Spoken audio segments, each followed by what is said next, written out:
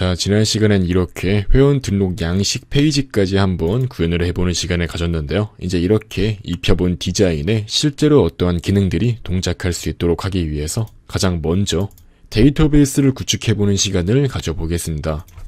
바로 MySQL을 실행하신 다음에 접속할 수 있도록 합니다.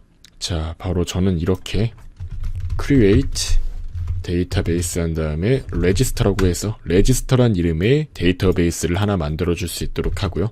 그 다음에 이제 register 데이터베이스 안에 들어갈 수 있도록 하고 테이블을 만들어 줄게요. 유저라는 테이블인데 유저 아이디가 있어야 되겠고 아이디 값은 당연히 프라이머리 키, 즉 중복될 수 없도록 만들어 줘야 되고요.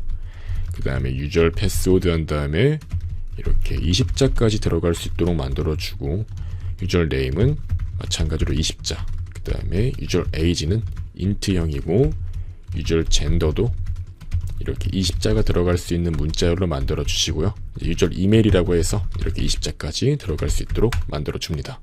자, 이렇게 만들어서 간단하게 데이터베이스 테이블까지 구축을 해보았고요.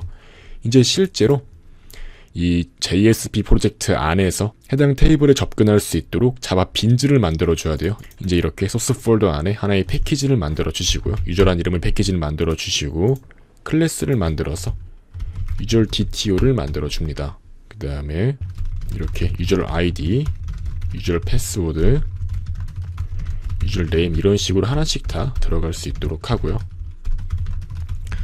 그 다음 유저 젠더와 유저 이메일까지 이렇게 넣어줄 수 있도록 합니다. 그 다음에 바로 모든 변수의 getter 메소드와 setter 메소드를 만들어 주시고요.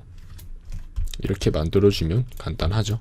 그 다음 이제 이러한 빈즈를 활용해서 실제로 데이터베이스와 JSP가 소통할 수 있도록 만들기 위해서 유저 DAO 클래스 또한 만들어 줄 필요가 있어요.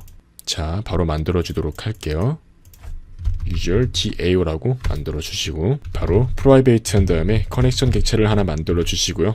public user DAO라고 만들어 주시고 이제 이 안에 트라이 캐치 문구를 넣어 줌으로써 데이터베이스에 연결할 수 있도록 만들어 줍니다. 자, 그 다음에 string db url은 이렇게 jdbc mysql의 로컬호스트에 있는 3306 포트에 레지스터라고 아까 전에 우리가 만들었던 그 데이터베이스에 이렇게 접근할 수 있도록 해주시고요. 그 다음에 스트링 한 다음에 db id는 루트라고 하고 저는 이제 이렇게 데이터베이스 비밀번호를 루트라고 바꿔놓았어요. 여러분은 이제 여러분의 데이터베이스 비밀번호를 넣어주시면 되고요. 그 다음 이제 클래스 한 다음에 for name이라고 해서 이렇게 MySQL 드라이버를 검색할 수 있도록 만들어줍니다. 자, 그 다음에 이렇게 con이라고 한 다음에 그 다음 이렇게 실제로 접근을 해서 연결할 수 있도록 get connection 메소드를 불러옵니다. 이렇게 해당 주소에 해당 아이디와 해당 비밀번호로 연결을 시도할 수 있도록 만들어 주는 거고요. 이제 이렇게 오류가 발생했을 경우에는 print static trace 한 다음에 이렇게 오류를 출력할 수 있도록 만들어 주면 되겠죠. 자, 이제 바로 이렇게 아래쪽으로 내려와서 한번 함수를 만들어 보도록 할게요. 바로 이렇게 register check라는 함수를 만들어 줄게요. 유저 아이디를 받아서 현재 그 유저 아이디가 존재하는지 이렇게 그 결과를 반환하는 거고요. 한번 이렇게 작성해 보도록 할게요. prepared statement라고 해서 하나의 변수를 만들어 주시고요. Ctrl Shift O를 눌러서 이렇게 추가해 줄 수 있도록 하고 research set이라고 해서 이렇게 널 값을 넣어 주시고요. 이제 SQL 문장을 넣어 줄게요. select from user where user ID, 즉 이런 식으로 해당 유저가 이미 존재하는지 이렇게 물음표 안에 특정한 문자열이 들어감으로써 알아볼 수 있도록 만들어 주고요. 리서치 셋 또한 마찬가지로 컨트롤 시프트 O를 눌러서 이렇게 외부 라이브러리를 추가해 줄 수 있도록 해주시고 그 트라이 캐치 문구로 잡아주겠습니다. 오류가 발생한 경우는 이렇게 오류를 출력할 수 있도록 만들어 주시고 이제 이렇게 연결된 그 컨 객체를 이용해서 이렇게 prepared statement를 준비할 수 있도록 해요. 즉 이렇게 SQL 문장을 준비하도록 한 다음에 지금 이렇게 오류가 발생할 수 있는데요. 이런 경우는 임포트를 잘못해줘서 그런 거예요. 이걸 한번 지워볼게요. 그 다음에 이제 다시 한번 컨트롤 시프트 O를 눌렀을 때 이 두 번째 거를 이렇게 선택할 수 있도록 합니다. 이제 오류가 발생하지 않는 걸 볼 수가 있죠. 그 다음 바로 이렇게 아래쪽으로 내려와서 이렇게 이 물음표라는 공간 안에 유저 아이디가 들어갈 수 있도록 만들어 주고요. 그 다음에 실제로 실행을 한 다음에 그 결과를 리서치 셋에 담을 수 있도록 합니다. 이제 만약에 결과가 있다면 리턴 0을 함으로써 이미 존재하는 회원이라고 알려줄 수 있도록 하고요.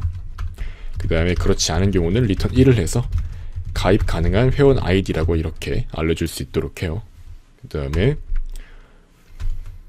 여기에서 오류가 발생했을 때는 이렇게 -1을 출력할 수 있도록 해서 데이터베이스 오류가 발생했으면 알려주면 되고요.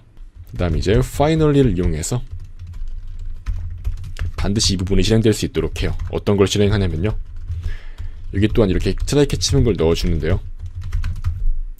자, 마찬가지로 오류가 발생했을 때 이렇게 오류를 출력할 수 있도록 만들어 주시면 되고, 이제 이 안에는 만약에 RS가 널 값이 아니라면 RS를 달아줄 수 있도록 하고, 또한 이런 식으로 이제 프리페어드 스테이트먼트가 널 값이 아니라면 이것 또한 마찬가지로 달아줄 수 있도록 합니다. 이제 이렇게 함으로써 간단하게 레지스터 체크라는 함수를 만들어 준 거고요. 이제 아마 아래쪽으로 내려와서 하나를 더 만들어 줄게요. 이제 이건 실제로 회원 등록을 하는 함수고요. 이렇게 하나의 유저 객체를 입력 받아가지고 이걸 그대로 다 복사한 다음에 일단 붙여넣기 해줄게요. 그 다음에 SQL 문장을 바꿔주는 거예요. 해당 회원의 정보를 받아서 실제로 회원가입을 시도해야 되기 때문에 이렇게 insert라는 문장을 이용해서 데이터베이스 안에 하나의 회원 정보가 등록될 수 있도록 만들어주면 되겠죠. 이렇게 만들어 주시고, 이제 유저에서 얻어온 get user id를 이렇게 세팅할 수 있도록 하고, 이런 식으로 총 6개가 다 채워질 수 있도록 만들어 주면 되겠죠. 이렇게 한 다음에 한번 차례대로 넣어 줄게요. get user password를 이렇게 넣어 주시고, 그 다음에 세 번째는 get user name을 넣어 주고, 네 번째 같은 경우는 user age 값이죠. 즉 이렇게 user age를 넣어줄 수 있도록 합니다. 그 다음에 다섯 번째는 get user gender를 넣어주시고요. 마지막으로는 get user email이죠. 이렇게 하나하나 다 차례대로 순서대로 데이터베이스에 등록될 수 있도록 만들어주면 되고요. 이제 여기에는 이렇게 어떠한 결과를 추출하는 게 아니라 단순하게 어떤 걸 실행시키는 SQL 문장이기 때문에 이 경우는 이제 이렇게